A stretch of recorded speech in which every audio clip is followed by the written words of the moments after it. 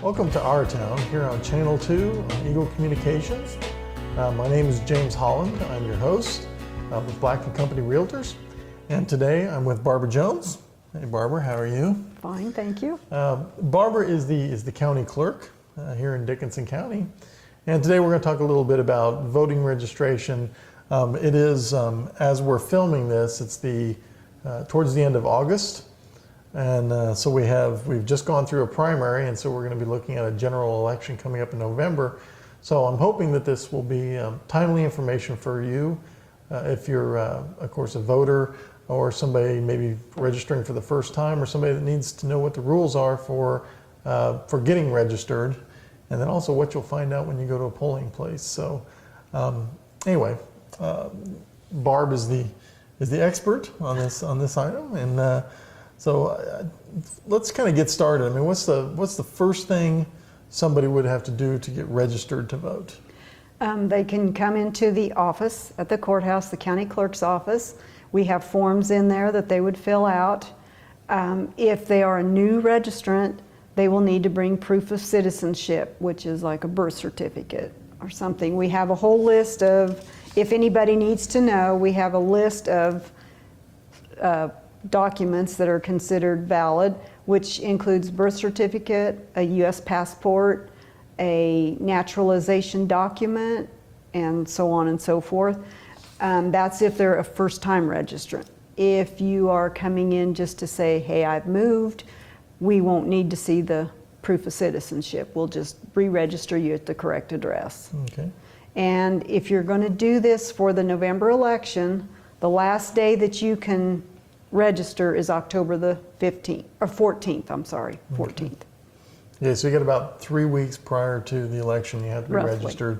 Mm-hmm. And of course, you mentioned that you can do that by coming into the office, and there's just a card that you Right. fill out. Right. But there are other ways to do it as well, isn't there? Yes, if you go to our website, which is www.dkcoks.org, there's a link that you could click on, like under your government, I believe it is, and you can pick county clerk and elections. And once you get in there, it kind of guides you where to go. But the registration form is available there. You can print it off and bring it in or mail it to us, or if you have the ability to scan your signature, you can send it back to us by email. Sure. We can also, if you don't have a computer or can't come in, we can actually mail a form to someone. Right. They can just call and say, I need to register. Yeah. Also, you can register through DMV offices too, when you get your driver's license. Sure. Sure, and that's kind of a good way to do it since you're already there. Yeah, we're right next door. Do they ask you? Yeah, they sometimes people just come over and right. from there and just register. The closest office to do that's Salina, is that right? Actually, you can do it here now. Yeah, our driver's license office is right next door. When you're renewing or something, you can do that there. Sure.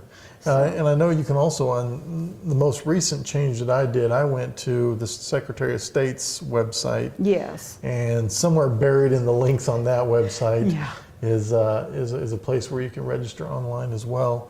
Right. And that one doesn't require an electronic signature or anything, but there certainly are lots of opportunities to do that. Right. And I think one of the things we were talking about earlier off camera is that there's really so many different ways to not only register to vote, but now there's so many different ways to actually vote that there's literally no excuse not to at least be registered and then vote as well. So, right. So what are some of the so dates to remember? Okay. First off is October 14th. October 14th is the last day to register to vote. October 15th, advance voting begins. And that means you can come into our office and vote in person. You can call us and request a form. We send you a form. When you get the form, you sign it and return it, and then we'll mail a ballot to you.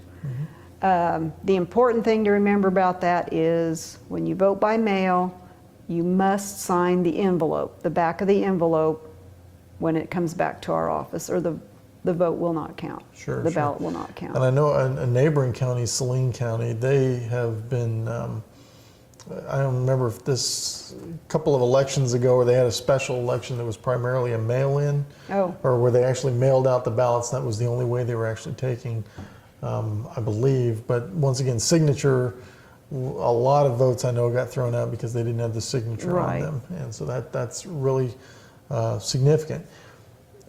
So what happens if you do show up at your polling place the day of the election, which is November the 4th. November the 4th. Important Tuesday, right? It's Yep. always a Tuesday. Oh, Tuesday. November the 4th. You go to your polling place, but you've had a change of address and you didn't make that change. What happens there? Are you going to be turned away, or No. how does that work? They are told not to turn away any voter for any reason. They're supposed to let everybody vote. What would happen is if you move from one place to the other, you would do what's called a provisional ballot. And you will fill out a new registration card, you will vote a ballot, and you will put it in an envelope and you will hand it back to the board workers. And then it's put in a separate bag and brought back to our office. Those ballots are then considered by the Board of Canvassers, which is the county commissioners, and they will decide if that vote counts. Right. So that will get you registered at your correct address Sure, for sure. any future elections. And that's for if you have been registered in Dickinson County before. Right. Right. And even if you haven't been registered in Dickinson County before, you can still do a provisional ballot. Oh, okay. And that also will get you registered for Okay, even if you're upcoming. out of state, for instance. So Right. as long as you've been registered somewhere, your ballot will be provisional if you haven't updated your address. Right. Okay. Or if you changed your name Okay. for any reason. Okay, very good. Okay, but there also might be those circumstances where somebody has never registered before and shows up. What happens in that event? There again, they'll still do a provisional ballot, but they have the added burden, shall I say, of providing the citizenship document. And I know everybody doesn't just carry around their birth certificate with them. So what they have the opportunity to bring in proof of citizenship before the canvass, and then their vote will be considered by the canvassers. Okay. So or the same thing, you have to show photo ID when you go vote, and let's say a husband and wife go together and she didn't bring her driver's license. She would have to do a provisional, and then she could bring in proof or her photo ID either back to the election board or into my office before the canvass. Sure. And then that way it'll say, okay, she provided proof of ID. So. Right. And the proof of ID thing has become a little bit of a topic with certainly here in Kansas, this effort, whether it's really necessary or not for voter fraud, because I think most people, at least in Kansas, would agree that voter fraud is not a big deal. It probably happens a little, but not in the numbers that would sway any type of election. But of course, so state law now is that you have to show an ID, a government photo ID when you show up to the polling place, and that's regardless of whether you're registered properly or have a provisional ballot. So what are some of the issues related to that? What kind of ID can they bring? They can, most generally, people just bring their driver's license, because what we're looking for on the photo ID is your face and your name must match what is in the registration book. So they could bring that. They could bring a military ID if it has their face and their name. Let's see, I'm trying to think some more IDs. A lot of places, like maybe a city might issue you a card with, like the county, Right. we have IDs. My face is on there and my name is on there. Now, if just your picture's on there, that's not an acceptable form. It Right. has to have your face and your name on it. And a private employer ID, for instance, might not work. Or Right, so it's it'd have to most be- generally a government issue or something Right. like that. And one of the provisions in state law, I believe, is that there's actually, if for whatever reason you can't drive, you don't have a driver's license, but you don't have any other type of photo ID, that there's actually a photo ID specifically for voting purposes. Is that correct? Yes, and if someone, for instance, let's say a person has gone into a nursing home or something, and they have not voted in a while, they can get an advance ballot, and they just have to put their driver's license number on the form. Okay. Because most generally, those people have a permanent advance ballot. But if other people need an ID and they don't have access to it, there are forms in my office that we can help them get a photo ID. Sure. So I know this is kind of getting into some of the minutia, if you will, of voting, but it's important to know that, you know, every potentiality that's out there is being accounted for. So if there's always an opportunity to vote, and you've got a lot of great volunteers that Yes. that work with you, and A lot of board workers. We have about 48 at the polls, and they all have to come to a training every election, so it's about an hour, hour and a half training, but we have to go through it every time, and I just appreciate all their willingness to serve on these election boards. It's a long day for them, and I just appreciate all their willingness to work, so. Okay. So in kind of wrapping up here, key dates again. Okay. Are, The last day to register is October 14th. Advance voting starts October 15th. The last day that we can mail ballots out is October 31st. Walk-in voting ends at the courthouse at noon the day before election, which that would be Monday, November 3rd, and then the election day, November 4th, voting from 7 to 7. And if you have any questions about where you vote, call our office. You can use what's called Voter View. There's a link to that on our website too. right. So Yeah, and the just voter give us a view, call. I know we're kind of bumping some time here, but the voter view, and you didn't think you had 10 minutes worth of material. I know you better than that.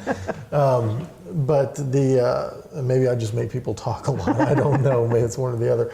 But this voter view, and I think the website I've got it written down here is voteks.org, and you basically go there, you put in your name and your birth date, and it'll show you where you vote, and also you can preview the ballot, so you can see what's on there. And I right, know what's specific to like your address or what's specific to my address. exactly, and that's kind of important, because I know some people, they get down to the bottom of the ballot and they're like, I don't even know what this is about or who these people are. Well, here's an opportunity to at least things that are lower down, see yes. what's on there, so you can do your research and become an educated voter. So anyway, time flew by. Okay. And Barbara, and we had Barbara here 2 years ago for the last presidential election prior to that. So maybe every 2 years you'll come back, right? Okay. Okay, she agreed to do it. All right, awesome. Okay, so anyway, voting time is coming up. There's no excuses not to, right? That's right. Okay. All right, well, we're going to go ahead and end this segment, but this is kind of a double dip of Dickinson County hosts or guests, because next we're going to have the county appraiser, Bruce Wright, and we're going to talk a little bit about property tax appraisal, everybody's favorite topic. This is our town. At Eagle Communications, We bring you the best. and high-speed internet. digital television, and reliable telephone service. so you can enjoy. The latest technology. for your busy life. We're 100% employee owned. When you're talking to one of us, You are talking to an owner. You can rest assured That we're working hard To bring you the best value for your money. because our bottom line, is making sure we exceed your bottom line. Eagle Communication. Our community connected. Welcome back to our town. We're here in the Abilene Public Library, in the old part, the beautifully redone Carnegie Library. And today, or here in the second half, I've got Bruce Wright, who's the county appraiser in Dickinson County. Good to see you, Bruce. Good to see you. Yeah. And we're going to talk a little bit about property valuations, and I know it's everybody's favorite topic. And when I was involved in local government, I used to say, that the county appraiser is like the second least thankless job out after like code enforcement officer or something like that, because really it's something that's extremely necessary. It's something that is often misunderstood, and frankly, being real estate, I know that a lot of people think their property is worth more than it is when they're trying to sell it, but then they always argue with the appraisal of it. So they always think it's too high when it comes to appraisal. So anyway, there's no way to win, is there? Well, I get them both ways. People come in and complain it's too high, and sometimes they complain it's too low when they're trying to sell or Yep. get a loan on the place. Yeah, So, depends on what they're doing. Yeah. Yeah. Yeah, you always want an appraisal to be high, and except for in taxes. Yeah. So there you go. So anyway, a little bit, talk a little bit about the, and I know in generalities, because there's a lot of, it is actually a science, which I think a lot of people don't realize is that there's a lot of formulas and math and dictated parameters from the state in terms of appraisals. But in general terms, talk a little bit about the appraisal process and how values are determined. well, the thing that we start with is data collection, and that's just because in the problem we have is if we don't have the number of bathrooms and bedrooms and square footages and basement finish and things like that, it's very difficult to get a good product at the top of the pyramid, as I say, because it's kind of the base and everything kind of builds towards that. So that's what we do first, is go out and data collect, which you'll see us every 6 years doing that.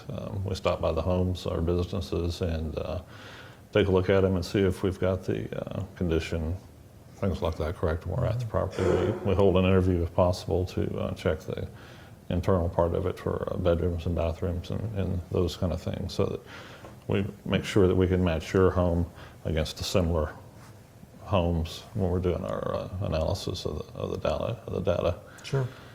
So we do that. The next thing we do is value the land. We use an abstraction method because rarely do we have a lot of sales of vacant lots in a neighborhood, unless you just happen to have a new neighborhood going in that's selling lots into it. There's not that many that have that, though. Right. So what we do is we take the sales of properties that have happened in that neighborhood, and we abstract out the cost of the buildings, and it leaves us the residual, which goes into the land. And we value that just as if it was vacant. So that's the first part of what we do, is that. Yeah. So every 6 years you're actually physically visiting, and I usually you physically visit the outside, or do you actually go into some homes sometimes? Make appointments to do that, or? We rarely go inside unless it's an appeal, and people will invite us in to take a look at any problems they may have that's not apparent from the outside. Right. So we stop at the door. Yeah. And yeah, because I haven't heard of appraisers going in houses very often, but I think that's an important thing for people to know, is that when you see them out walking, which I don't know if they're doing it right now or not. Yes, sir. It seems like I've seen some folks, they're of course wearing their county badge. They're out. A bright green vest, says appraiser right across the back. So Yeah. You know exactly who we are. You're not going to mistake them. It's Yeah. not an intruder, hostile intruder or anything. Right. For safety is important Yes. when it comes to that. And but every 6 years. But I do know that, of course, if there's any improvements with like a building permit or something like that, you collect those as well. Sure. Is that correct? So it's every 6 years you're going to be visited. If you sell the home, we're going to visit it then. If you have a building permit, we'll come out and take a look at that to see when it's going to be completed and what's actually built at the end of the project. Yeah. So when you appraise something that's recently sold, is it? It's obviously going to be a comparable for others in the neighborhood, and Right. you can talk a little bit about how that's done. But is the sale price? It's not always exactly. Not always exactly what you appraise at, or is it? Oh, certainly not. Okay. Because what we do is that sale price will come in as the first comparable sale when using that sale approach that you were talking about. But there's 4 of the sales that also come in on that. So it may indicate a value very close to what you bought it for. It may indicate something a little bit higher or a little bit lower. It just depends on what Okay, the so it mix just of becomes properties. a comparable as if it wasn't Right. directly. Okay, very interesting. Okay, so how many comparables are pulled? Just as many as you can find in a neighborhood, and 5 is the optimum amount. It will pull as few as 3, and that's when we have a large old style home or duplexes or unusual properties won't pull as many sales right, true. as others do. But every property usually pulls 5 sales of varying degrees of similarity. Sure, Yeah. sure. And for homes that are very similar to lots of other homes in that area, does it pull just the closest ones to that location, or I mean, is it neighborhood based or is it? It's neighborhood based to start with. So if you got a 3-bedroom, 2-bath ranch, you're going to have a lot of homes very similar to that. So Right. it's probably going to pull some. They'll be within your neighborhood, and they'll be within a couple hundred square feet of what your home is. So Sure. those are fairly easy to appraise at that. It's just Yeah. the more difficult ones are the large older homes. They're not built exactly the same as all the other ones. So there's a lot of variances between Right. square footages and Right. number of bedrooms and bathrooms and things like that. And have they been remodeled on the inside or not? That's a key thing too. So how do you find that out? I mean, I can see lots of situations where, as a real estate agent, I'll see a property that hasn't been updated since the 80s or even 70s in some Right. cases, versus you've got that one on the market that looks the same from the outside, or you've got one in the market that has been updated within the last 5 years with bathroom and kitchen remodels, which is where a lot of your value for homes comes from. Mm-hmm. So how do you? I mean, you're basically taking the average and assuming that that's sort of taken care of in the selection process. Yes, we do find out through our interviews at the door whether it's been remodeled or not. MLS is a great way of looking at it too, because Sure. everybody likes to brag on MLS. It's totally remodeled and ready to go, move in ready. Yeah, So we can find out that information from Yeah. there too. So when you see those houses on the MLS that only has one photo of the front, you kind of wonder what's going on inside. Right. Don't you? Yeah. Okay, I figured that out. Yeah. Anyway, okay, well, very good. Okay, so but a lot of that formula and parameters that's sent down from the state. Is that right? I mean, they have. Well, they send down performance, I guess, based appraisal is what it would be. We have to keep our appraisals within 10% plus or minus of what the property are selling for, and that's in whole too, not for the individual property, but for that year. Like last year, I think we had 96 properties in that group of real estate or residential properties that sold, and we were at 99.7% of value. So we were very close to market value on that one. Yeah, I knew that there was a margin of error that you had to be within, so 10% is then, okay. And then you might, and I know you guys also account for those situations where it's not a market sale per se. For instance, an elderly couple sell a home to their daughter, Right. and it may or may not be market price. So those things are taken Sure. into account When we too. call and talk to the people at the sale when they sell the property, either the buyer or the seller, we try to find out if there were any unusual aspects to that sale, whether it was an auction that was absolute or if it was a bank sale. That's some of the other ones we don't use as far as market properties. Sure. Yeah, close family members, we wouldn't use that either if we can determine that's happening. Yeah, okay. All right, well, cool. And kind of switching gears a little bit, what do you kind of see in the market as far as, I think earlier we were talking about ag land prices going up. What have you kind of seen there locally on that front? Well, it's incredible.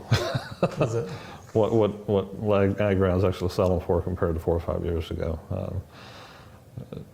The differential is more than 100%. So Really? it's going up tremendously. Yeah. You think that's, I mean, obviously those assets being pulled into land are coming from somewhere else. It's like somebody's fleeing one type of asset into the other, and the other happens to be the ag land. Is that what you're seeing, or is it just, the product of consolidation of farms getting bigger and bigger, or is there more lease land so people are investing in it? Yes. All of the above. Okay, well, there you go. Well, there's a lot of cash out there right now because people are somewhat timid about the market, I think. Sure. And land's a very safe investment. You're still Yeah, going they're to not have building any more of it, Yeah, are they're they? still going to have it one way or another. Yeah. So. Okay, so it's a shocking number. Yes. That's okay. He can't give very specific numbers. No, certainly that's not. that's the one thing I can't divulge is the actual sale price of properties. Right. So we kind of keep it in a generalized Sure. manner. So. But it is significant, and so it's not getting any cheaper to move to the county, obviously. No. But anyway, that's at least from that No, standpoint. but it's not. Yeah. A young farmer coming in, it's going to be very expensive to get your land to farm. It's amazing. Yeah. Okay. And with the big housing bubble that crashed and all that, was it 07 or so? 7, 8, 9. Yeah, 7, 8, 9. And we obviously saw that here because we had a boom in the 05, 06 range. When Fort Riley was expanding the number of folks there, and that certainly has kind of slowed down, tapered off. So what's happened with foreclosures? I mean, I know there was the coasts. They talked about foreclosed properties selling for 40% of what they were 2 years earlier, that sort of thing. What's happened here? Have we had a lot of those? Are they flushed through the market? Or are there still some of them out there? Well, there's still some of them out there. The volume has dropped off quite a bit, though. It was kind of locational areas. Some had more than others. Abilene, the city itself, didn't have as many as some other places in the county. Mm-hmm. So it didn't affect this local market as much as it did in some of the outlying towns. Seemed to have more of the issues with it. Really? Yeah. Yeah. It's interesting. Okay. Is there anything else that you've kind of seen in the market that you've noticed or that's notable? In general terms, once again. I would say that we're in a more sustainable growth type right now. I know when I came into the county, the year before, the increase was about 17%. That's not sustainable. Mm-hmm, sure. That was the end of the boom as it came in, and then it fell off. Maybe 10% over the last few years. But it's coming back into that growth range of 3 to 5%, which I think is sustainable and healthy. Yeah, that's right about where interest rates are too. So Yeah. 3 to 5%. Well, very interesting. So if anybody needs any information, and I think there's lots of other topics we could talk about, which we won't get into, such as appealing your appraisal and tax exemptions, and a lot of those other things your office handles. But where would somebody go to just read some general information about Our what your office website. does? Our website has some great information. You can also look up the particulars that we have on your property to check to make sure we've got it right. Yeah. And that's dkcoks.org. Just click on appraisal, and then you can work your way through it. I don't remember the exact procedure, but it's you can type in where you live, and it will bring up all the different specifics that we have for that property. Yeah, when you go to dkcoks.org, hit appraisers, on the left side there's a parcel search, Right. and that's what you're looking for. If you want to know what it looks like for your property, if you're nosy, you can see what it says for your neighbor's property probably. Yeah. So not to encourage nosiness, but I'm just giving you some tools for your education here. So yeah, I mean, go on there, kind of find out what's out there. If you have any questions about the appraisal process in greater detail, or once again, kind of what's going on in your neighborhood, that might be a good place to look. So anyway, anything else you want to bring up and enlighten us with, Bruce?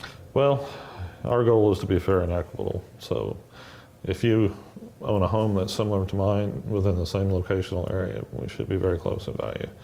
We very tried to be very fair, and the numbers we get from the state say that we're meeting the mark.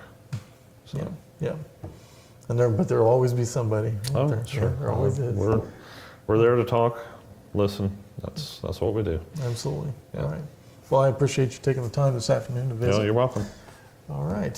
So this is wrapping it up here. We had Barbara Jones in the earlier segment talking about elections, and then Bruce Wright, appraiser, talking about appraisals.